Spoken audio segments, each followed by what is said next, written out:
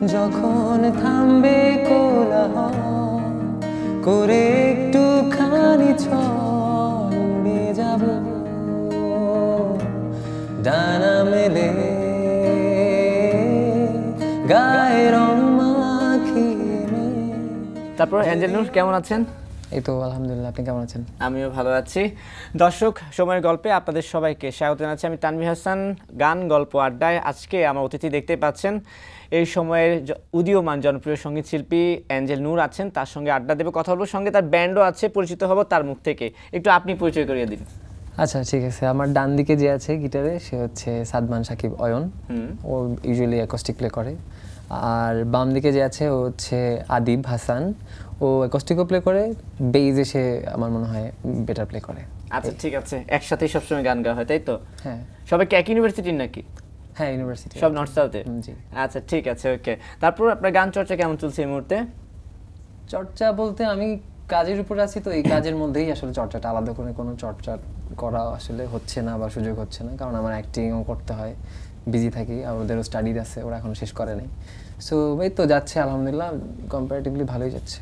আচ্ছা, না আমি দেখি আপনাকে তো আমার ফলো করা হয়, আপনি ইদানিং বেশ পরিমাণে বিজ্ঞাপন করছেন, অভিনয় করেছেন সিনেমায়, একটু ওইটা নিয়ে কথা বলবো। তবে গানটা নিয়ে মনে হয় সবচেয়ে বেশি সবসময় একটু ব্যস্ততা যায়। আমি আস্তে আস্তে ভাবছি এটা যে আমার ম্যাক্সিমাম টাইমটাই যাতে গানে দেয়া যায়, কারণ অ্যাক্টিং তো আসলে আমি তো সারা বছর টানা অ্যাক্টিং করি না, গান তো যখন তখন করতে পারছি, অ্যাক্টিং তো আসলে নিজের সাথে নিজে তো অ্যাক্টিং করা যায় না। তো গানটাতেই আমি মেইন ফোকাসটা দিতে চাচ্ছি ম্যাক্সিমাম টাইমটা, কারণ আমার অনেকগুলো অরিজিনাল পড়ে আছে, আমি ওটার প্রতি একটু বেশি ফোকাসড এই মুহূর্তে। অর্থাৎ মৌলিক গানের দিকে হচ্ছে নজর বেশি দেওয়া হচ্ছে। তবু মৌলিক গান তো শুনবই, কিন্তু এই যে নূরের এই গান যাত্রাটা, সেই গল্পটা একটু শুরু থেকে শুনে নিই অল্প করে। যাত্রাটা আসলে চিন্তা করে কোনো যাত্রা না, আমার রেগুলার আজকে থেকে 5 বছর আগেও আমি যা ছিলাম, যেমন ছিলাম অ্যাজ এ পার্সন, তার 5 বছর আগেও এমনই ছিলাম। কেন জানি না, আমি চেষ্টা করেও আমি আসলে আমার ওই চাইল্ডিশ কিডিশ বিহেভিয়ার থেকে কেন জানি বেরোতে পারি না। আমি একটু ভাব নিয়ে থাকি, একটু এমন করে জোর করে ট্রাই করি, কিন্তু আসলে হয় না। আসলে যাত্রা না, এটাও আমার রেগুলার লাইফেরই একটা পার্ট। না তবে একটা জিনিস থাকে না, গানের শুরুটা শিখেছেন কোথাও গান আপনি প্রাতিষ্ঠানিকভাবে? না, শেখা হয় নাই। এটা একটা টুইস্ট আছে, সেটা হচ্ছে এখন যে উড়াধুরা একটা গান চলতেছে না, লাগে উড়াধুরা, তুফান সিনেমার গান। এখানে যে ফিমেল ভোকালটা ছিল দেবশ্রী অন্তরায় চৌধুরী, উনিও আমার ভার্সিটি সিনিয়র ছিলেন। আচ্ছা। সো সামহাও একদিন ক্লাস করতেছিলাম একসাথে, যেহেতু ওপেন ক্রেডিট ইউনিভার্সিটি, একসাথে ক্লাস পড়ছিল আমার। সো ক্লাসের শেষে আমি যে ক্লাসের মাঝখানে ফির লে আয়া দিল একটা হিন্দি গান আছে, ওইটা গাচ্ছিলাম, ওটা উনি শুনছে, শুনে বলছে আচ্ছা একটু গানটা করো তো ক্লাস শেষে। উনি রেকর্ড করে ওটা ওনার প্রোফাইলে এটা আপলোড করছিল। আচ্ছা। অ্যান্ড পরে এটা অনেক মানুষ পছন্দ করছে, আমি পরের দিন দেখি ভার্সিটি যাইতে পারি না। তখন আসলে এই যে 500, 1000 শেয়ার, 1 লাখ 2 লাখ ভিউ মানে কি, এটা আসলে আমার মাথায় কাজ করে নাই। আমি খালি এইটুকু বুঝছি যে পরের দিন আমি ভার্সিটি যাইতে দেখি সবাই আমার দিকে তাকায় আছে, সবাই মানে একটু একজন একজনের সাথে কথা বলতেছে, কানে করতেছে। সো ওভাবে শুরু। এরপরে এরও 1 বছর পরে গিয়ে আমি পেজ খুলছি। পেজ খোলারও আগে আবার একটা গান খুব মানুষ পছন্দ করেছিল, পাসুরি। তখন আমার কোনো পেজ টেজ নাই, ওটা আমাকে জোর করে গাওয়ানো হয়েছে, আদিব জানে। ওইটা লিরিক পারতাম না আমি, মোটামুটি আমি গান বিমুখী ছিলাম, এখনো গান বিমুখী মানুষ, আমি গান টান শুনি না, আমার সাউন্ড ফোবিয়া আছে খুব অদ্ভুত রকম, কিন্তু গাইতেছি গান, আসলে এটার কোনো ডেফিনেশন নাই, আমি জানি না। মানে আপনি যে গান ভালো গাইতে পারেন এটা নিয়ে আপনার কোনো সিরিয়াসনেস নাই তাই তো? এমন কিছু সিরিয়াস আমি কিছু করতেছি না, জাস্ট গাওয়ার জন্য গাইছি, মনে সুখী, আমার যেরকম গাইতে ভালো লাগে আমি ওভাবে গাই। ও আচ্ছা ঠিক আছে, ওকে। আচ্ছা, তার মানে হচ্ছে সেই সব করে যে আপনি প্রাতিষ্ঠানিকভাবে গান শিখেননি। এই তো একটা প্রশ্ন উত্তর নিয়ে তারপর আমি আরেকটা গানে চলে যাব। মৌলিক গানের কথা বলছিলেন, আপনার নাম অ্যাঞ্জেল নূর কেন? কারণ আমরা তো যদি মজা করে বলি যে আমরা তো ফেক আইডি দেখি, অ্যাঞ্জেল সাদিয়া, অ্যাঞ্জেল জুলিয়া, আপনি অ্যাঞ্জেল নূর হয়ে গেলেন কেন বলেন আমাকে? আমার নাম অ্যাঞ্জেল নূর কারণ আমি ছোটবেলায় যখন জন্ম নিয়েছিলাম আমি অনেক সুন্দর ছিলাম দেখতে, আমার মা আমাকে অনেক অনেক ভালোবাসতো, আমার মা খুব ছোটবেলায় মারা গেছে। আচ্ছা আচ্ছা আচ্ছা। তো আমার মা আমাকে এই নামটা দিছিল, অর্থাৎ বাবা মার দেওয়া নামটাই ছিল। আমার পুরো নাম বেসিক্যালি জুলফিকার নূর এঞ্জেল। আচ্ছা আচ্ছা। সো আমি এঞ্জেল নূরটা এত বড় নাম, আর জুলফিকার বললে আমার ছোটবেলা থেকে আমি শুনে আসছি যে জুলফিকার আলী ভুট্টো, এখন ওটা আমার খুব ইয়ে লাগতো, এই জন্য আমি আমার ফেসবুকে কখনোই আমি জুলফিকার নামটা ইউজ করি নাই। সংশোধন করে আমি আমার নামই এঞ্জেল নূর রাখছি। আচ্ছা ঠিক আছে, ওকে। এখন অ্যাঞ্জেল নুনের কাছে বলছিলেন যে শুরুর দিকে যে মৌলিক গান নিয়ে এখন সিরিয়াস হচ্ছেন, অনেক গান পড়ে আছে বা বেরো হয়েছে, সেখান থেকে নিজের পছন্দের একটা গান শুনতে চাই, কোন গানটা শোনাবেন? আমার প্রথম মৌলিক গান যেটা সবাই খুব ভালোবাসছে আলহামদুলিল্লাহ, সেটা হচ্ছে যদি আবার, আমরা ওটা গাওয়ার চেষ্টা করছি। ওকে ঠিক আছে। মেঘলা দিন তোমাকে ভেবে কেটে যায় রঙিন, ফেলে আসা ভালোবাসা মলিন, তবু মনে পড়ে যায় চায়ের কাপ তোর আমার যত স্মৃতির চা, হিসেবে মেলানো কঠিন। যদি আবার দেখা হয় তোমার আমার, ভুলে যেও সব অভিমান ছিল যত ঋণ, আছি আজও আমি শুধুই তোমার, জানি তুমি অন্য কারো, আমি দিশাহীন। কথা সুর কাজ ছিল আমার ছিল, সবকিছু আপনার লেখা? হ্যাঁ সবকিছুই আমার। তা আপনি এত জ্ঞানে গুণে গুণান্বিত, তবু আপনি গান নিয়ে সিরিয়াস না? আমি তো ভাবছি হ্যাঁ সিরিয়াস হতে গেলেই গ্রামার চলে আসে। এখন আমি গ্রামারে বিশ্বাসী না, আমি গ্রামার পয়দা করায় বিশ্বাসী। ঠিক আছে, যেমন কি রবীন্দ্রনাথ ঠাকুর, মনে করেন রবীন্দ্রনাথ ঠাকুর যে এতগুলা সাহিত্য লিখছে, উপন্যাস লিখে, ওনাকে কে শিখাই দিছিল? কাজী নজরুল ইসলাম ওনাকে কে শিখাই দিছিল? ওনার নেচার থেকে শিখছে এবং নিজেরটা নিজে ক্রিয়েট করছে।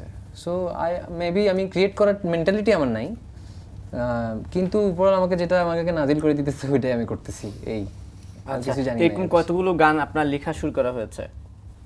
36টার মতো। 36টা গান লিখেছেন, শুরু করেছেন, এর মধ্যে পাবলিশড হয়েছে কয়টা? একটা, একটাই। তার 25টা কবে আসবে? এখন দেখেন, আমি থাকি তো বাংলাদেশে, আমাদের তো এখানে গান করতে গেলে অনেক অবস্টিকলস। আমি যে একটা গান করব, আপলোড দিব, আমি তো যেমন প্রমোশনের একটা ব্যাপার থাকে, যেমন কি যদি আবারে ইটস এ 0 প্রমোশন সং। এটা আমার 3-4 মাসেই এখন প্রায় 5,75,000 ভিউ হয়ে গেছে, মানুষ শুনেছে, অনেক মানুষ ভালোবাসছে। এই যে আমি ন্যাচারাল গ্রোটাকে আমি প্রায়োরিটি দিচ্ছি। তারপর আমার সাবস্ক্রাইবার 4,000 সাবস্ক্রাইবারের একটা ইউটিউব চ্যানেল থেকে আমার এত পরিমাণ ভিউ আসছে, এখন 22,000 সাবস্ক্রাইবার হয়ে গেছে। So it's a very big thing for me. আমি ওই রাতারাতি কোনো কিছু চাচ্ছি না। তো আমার পরের গানও এখন রিলিজ হওয়ার পথে, গান আছে তিল। সো ওটা আমি এখন স্পন্সর মোটামুটি মানে কনফার্ম হয়ে গেছে, ওটা খুব সুন রিলিজ। তার মানে আপনি বলছেন যে এই ব্যাপারটা কি এমন যে নতুন যারা আছে ভালো গায় বা নতুন যারা গাইতে চাইছে তাদের পেছনে আসলে ব্যাকআপটা একটু কম আমাদের দেশে, এরকম কোনো অভিযোগ? নতুন না, যারা পুরনো আছে, আপনি দেখেন না আমরা যেই এরিয়া, আমরা কোথায় বসবাস করি, আমাদের স্ট্যাটাসটা আগে বুঝতে হবে। এটা হচ্ছে 7টা মহাদেশের একটা মহাদেশ এশিয়া, তার এশিয়া মহাদেশের একটা কর্নার সাউথ এশিয়া, সাউথ এশিয়ার একটা দেশ বাংলাদেশ, বাংলাদেশের ঢাকায় বসে আছি আমরা, বাংলাদেশের সবচেয়ে স্মার্টেস্ট অ্যান্ড সবচেয়ে প্রিভিলেজড হিউম্যান মানে গ্রুপ অফ পিপল। তাহলে যারা আমার চাইতে হাজার হাজার গুণে ভালো গাওয়া সিঙ্গার্স পথে পথে আছে, তো কই আমি তো গত 10 বছরে ঠিকঠাক কোনো একটা রিয়েলিটির হইতে দেখি নাই। আর হইলেও খুব কন্ট্রোভার্সিয়াল, এগুলো আমি ওইসব ব্যাপারে বলতে চাই না। বাট আসলে টু বি অনেস্ট আমার কাছে মনে হয় যে না, নাই। কিন্তু আমি অনেক লাকি, উপরওয়ালা আমাকে মনে হয় যেন হাতে ধরে সব কিছু দিয়ে দিচ্ছে, তাই বলে আমি গান রিক্রিয়েট করতে পারতেছি বা আপনার সাথে এখানে বসে আছি। এইরকম প্রিভিলেজটা অনেকেরই নাই। না, এই ক্ষেত্রে আমি যদি আপনার সাথে এখন কথা বলতে চাই, যেহেতু আমরা অনেক গভীরে কথা চলে যাচ্ছি, আবার গানও ফিরে আসবো, সেটা হচ্ছে যে এখন তো ওই যে সিঙ্গারদের ব্যাপারে একটা অভিযোগ থাকে যে অটোটিউনের যুগ, অনেকে তো বেসুরা সুরে অটোটিউন লাগিয়ে গান গিয়ে ভাইরাল হয়ে বিখ্যাত হয়ে যাচ্ছে। তো সেখানে আপনি যদি মানে যেখানে আপনি ভালো গান, আমার কাছে মনে হয় যে আপনি ভালো গান গাইছেন বা পারেন, সেখানে আপনার অটোটিউনও লাগছে না, তাহলে আপনি কেন আগে থেকেই পিছু হেঁটে মানে পিছু নেমে যাবেন? এটা আগে থেকে পিছু হটা না, এটা হইতেছে যে আমি যে অটোটিউন ইউজ করে ফেলছে সে তো কনসার্ট করতে পারবে না। মিউজিশিয়ানদের মেইন মানে কাজের ইয়েটাই হচ্ছে কনসার্টস, লাইভ পারফরমেন্স, সামনাসামনি মিউজিশিয়ানকে দেখে গান শুনতে পারে। এটা এখন যে অটোটিউন ইউজ করতেছে সে কোনো না কোনোভাবে সে স্টেজে এসে ধরা খাবেই। তো এখন আমি ওই রাতারাতি ফেমের পিছনে না ছুটে গিয়ে আমি আমার মতো যতটুকু পারি, যে বললেন 36টা গান আমি যদি চাই, আসলেই কিন্তু অনেক দৌড়ঝাঁপ করে প্রতি মাসে একটা করে গান রিলিজ দিলেও 3 বছর পর্যন্ত আমার গান 3-12-36 হয়ে যাবে। কিন্তু ওটা হইলেও ওইগুলো প্রত্যেকটা গানের পিছনে আবার ওই পরিমাণ সময় দেওয়ার ব্যাপার আছে। এখন আমি যদি অটোটিউন দিয়ে গান বানাই দেই, ওটা মানুষ হয়তো অনেক বেশি শুনবে, মানুষের ডিমান্ডের উপর গান বানাই শুনবে, কিন্তু আমার গানগুলো শুধু গান না, এগুলো এক একটা গল্প। যেমন কি যদি আবার আমার লাইফের একটা গল্প। গান যা আমি বলি তাহলে মজার ব্যাপার, এটা হচ্ছে আমার এই গানটা 15 মিনিটে লেখা, ওই 15 মিনিটে সুর করা। এই জন্য বলছি গানটা আমার কাছে আসছে, ওটা বলতেছি। আমার 36টা গানের কোনো গানই আমার কাছে, আমি গান লিখতে বসছি তাই লিখবো বলে লিখতেছি এমন কিছু না। মানে হচ্ছে নিজের গল্পটাই আপনি গানের। এখন আমি যদি ওই রেগুলার ধাঁচে আমিও পড়ে যাই, তাহলে আমি আমার আইডেন্টিটিটা কোথায়, ওটা আর কি। এমন উইয়ার্ডলি, হ্যাঁ এটা অনেকের পছন্দ হইতে পারে, পছন্দ নাও হইতে পারে, কিন্তু লাকিলি আমার গান মানুষ পছন্দ করে, এটা আমি জানি। হ্যাঁ আচ্ছা, এই যে আপনার গান শুধু মানুষ পছন্দ করে না, আমি যদি ভুল না করি কোকি স্টুডিও পাকিস্তান, হ্যাঁ সেখান থেকে আপনার একটা গান শেয়ার হয়েছিল, রাইট? শেয়ার হয়নি, আমি যখন পাসুরি, তখন আমি ওভাবে গান টান করি না, অ্যাক্টিং নিয়ে বিজি। তখন আমার সিনেমা শুটিং চলতেছিল ওই টাইমে। সো পাসুরি একটা গান ছিল। সো আদিব আড্ডা দিচ্ছিল, আমার একটা ব্যান্ড মেম্বার আছে আসিফ আহমেদ, ওর একটা ফ্রেন্ডের সাথে, নাম হচ্ছে পূর্ণতা। তো একসাথে বসেছিল, আমাকে বলছে এই গানটা গাও তো। আমি এখন এটা গান মানুষের কাছে শুনছি, আমি সেটা লিরিক পারি না, আমি আর ট্রাই করবো। তো করছি সেটা, ওর তখন আমার পেজ নেই, ওর প্রোফাইল আপলোড দিছে, মানে এটা মোর দেন 2-3 মিলিয়নসের উপর, এক একজন এক এক জায়গায় আপলোড দিছে, প্রত্যেক জায়গায় মিলিয়ন নিয়ে তো কত কথা নেই। সো কোস্টার পাকিস্তান থেকে আমাদেরকে নক করছে, ওরা ওটা শেয়ার করছে, and it was selected as the best south Asian cover of Pasoori. পাকিস্তানের কোকি স্টুডিওতে আপনার সিলেক্ট হলো, হ্যাঁ। ওই সময় আসলে ফিলটা কেমন ছিল, বা প্রথম জানতে পারলেন কিভাবে, সেই একটা অভিজ্ঞতা জানতে চাই। ইনস্টাগ্রামে মেসেজ দিছিল আমাদেরকে কোকি স্টুডিও থেকে, কোক স্টুডিও পাকিস্তান থেকে। আচ্ছা। এবং ফার্স্টে পারমিশন চাইছিল, আমরা কি এটা একটু আমাদের ভিডিওতে অ্যাড করতে পারি? আমি বলছি হ্যাঁ, কেন করতে পারবেন না। তো পরে করলো, তারপরে ওরা বললো যে ওই যে 100 মিলিয়ন হওয়ার পর একটা শোর ব্যাপারে কথা বলছিল, কিন্তু পরে আমরা আর ওটা পাত্তা দিইনি, কারণ পাকিস্তানে যাওয়া আসা এই সেই অনেক গ্যাঞ্জাম মনে হয়েছিল। কারণ আমরা ছোটোখাটো মানুষ ছিলাম তো তখন, এত ম্যাচুরিটি তো হয় নাই, প্রায় ক বছর, 2019 সাল 20 সালের কথা, 20-এর দিকে, হ্যাঁ 20-এর দিকে। তো তখন আরো ছোটখাটো ছিল, করোনার সময় না আগে, করোনার পর, করোনার পরপরই নতুন নতুন ভার্সিটি খোলার মতো সিচুয়েশন হয়েছে ওই টাইমে। আচ্ছা ঠিক আছে, আমি এখন আপনার কাছ থেকে, যেহেতু একটু আমরা দেশের বাইরে চলে গেছি, দেশের বাইরের কোনো গান, সুফি সং বা কোনো কিছু একটু কি শোনানো যায় কিনা এই মুহূর্তে? ঠিক আছে। মৌলা মৌলা মৌলা মেরে মৌলা, মৌলা মৌলা মৌলা মেরে মৌলা, মৌলা মৌলা মৌলা মৌলা, মৌলা মৌলা মৌলা মৌলা, দরারে দরারে মাথে पे मौला, मरम्मत मुकद्दर ही कर दो मौला मेरे मौला। এই গান শোনার পর মনে হয় না মানুষ কোনো কন্ট্রোভার্সিতে জড়াবে আপনাকে। যাই হোক নূর, আপনার কাছে জানতে চাই, অনেক ধরনের গান তবু কাদের গান পছন্দ, আপনার পছন্দের যদি জিজ্ঞেস করি, কাদের গান ভালো লাগে? আমি আসলে বললাম যে আমার গান শোনার অভ্যাস কম, আমার সাউন্ড ফোবিয়া, খুব বেশি জোরে শব্দ হলে, এই জন্য কনসার্টে গেলে আমি একটু দূরেই থাকি। আপনার সাথে দেখা হয়েছে 2-1টাতে, দেখবেন আমি ব্যাক স্টেজের দিকে বসে আছি বা পিছনে আর্টিস্টদের সাথে এমনি বসে আছি। শোনা হয় বলতে ওরকম কিছু হয় না, কিন্তু আমার হুট করে যে গান ভালো লাগে, একটু শান্তশিষ্ট গান, মিনিং আছে, যেটা আমি রিলেট করতে পারি, লাইক অরিজিৎ সিং এর গান বলতে পারেন। আমি লতা মঙ্গেশকর ম্যামের ফ্যান, ওনার গান আমার খুব পছন্দ। মাঝে মধ্যে ওনার কিছু খুব পুরনো গান শুনি আমি, খুব যদি ইচ্ছে হয় এই। কিন্তু আপনার সুরের মধ্যে তো অনুপমের একটা ভাব আছে, অনুপমের গান শোনা হয় না আপনার? আপনি শুরুও করেছেন অনুপমের গান দিয়ে। আপনার এটা মনে হয় কারণ আমি বাংলা গানের মধ্যে অনুপমের গান বেশি গাইছি, কারণ আমার ভয়েসের সাথে গান বেশি যায়। কিন্তু যখন আমি অরিজিৎ সিং এর গান কোনো কভার করছি আগে, তখন আমাকে বলছে আপনার গান অরিজিৎ সিং এর, বাংলাদেশে অরিজিৎ সিং এই সেই। কারণ হচ্ছে কি জানেন, আমরা তো নিজেদেরকে ওভাবে প্রায়োরিটি দিতে জানি না, এটা আমাদের রক্তগত সমস্যা শত বর্ষ ধরে। কিন্তু আমাদের দেশেও যথেষ্ট ভালো ভালো সিঙ্গার, যথেষ্ট ভালোবাসা লিরিসিস্ট, প্রডিউসার্স, মিউজিশিয়ান, কম্পোজার্স আছে।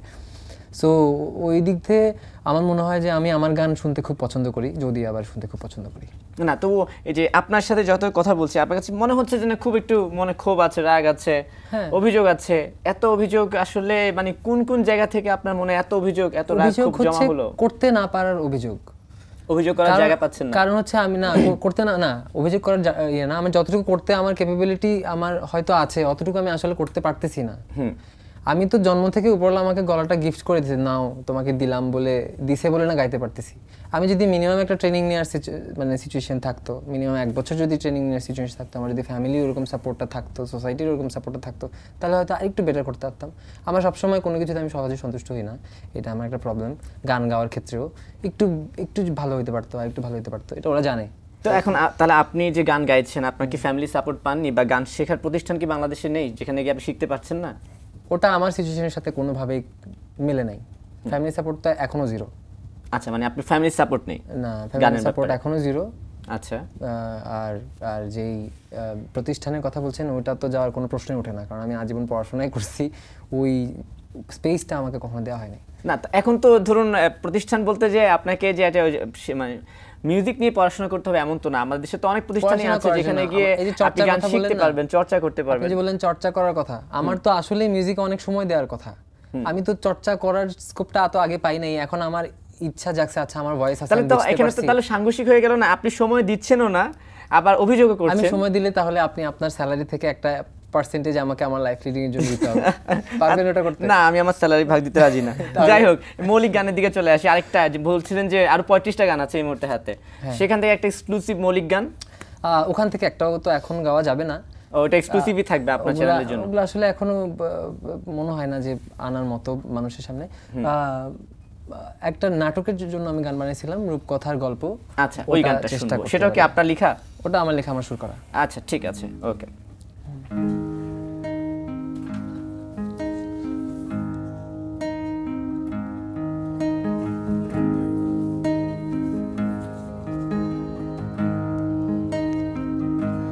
তোমার হাত